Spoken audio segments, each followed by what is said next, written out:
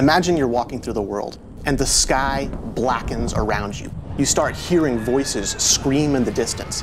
That's when you know a zone-wide event's coming. You better get some friends, you better get some people you don't even know, and you better be prepared for this. One of the most exciting things about Rift is that in addition to all of the static content that people are used to from other games, there's new types of things to do no matter where you go. Whenever you talk about dynamic content, you're talking about individual events that happen throughout the world, but everybody's waiting for that one that ties the entire world together. You've seen rifts and you've seen small-scale invasions, but a zone-wide event literally takes over the entire zone. We're talking hundreds of players together.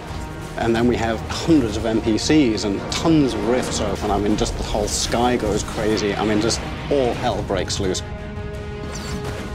So it is very important for us to listen to our players, and we absolutely do. People said, we'd really love an open grouping system so we can get together in these raids a lot quicker. And that's exactly what we did. When you finally, you reach the biggest things in the game, you see a Colossi, you're not going to think this is a solo encounter, this isn't something I can do alone. You're going to want to run back down, you're going to want to grab everybody you can, you're all going to want to jump on that thing together.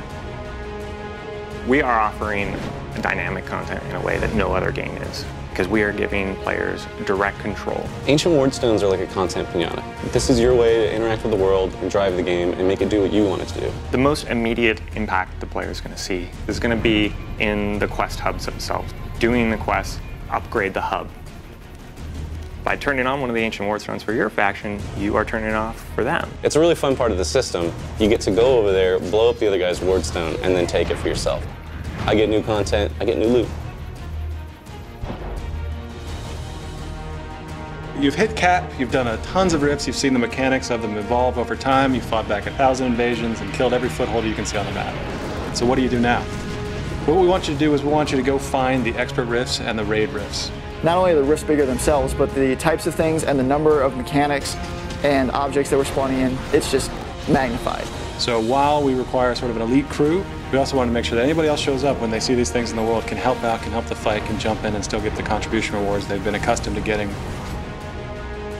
Our reward system is based on performance, it's based on effort, it's a forgiving system meant to reward you for playing, but not to punish you for being outside of the radius when the event completes or dying because you're the first to try to tank and nobody's healing you.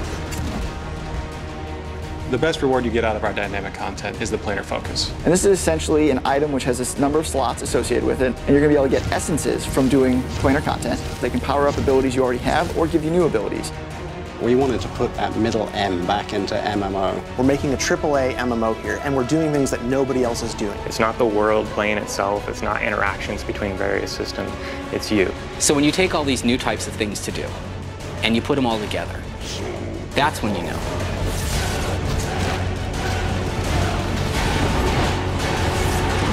This is Rift.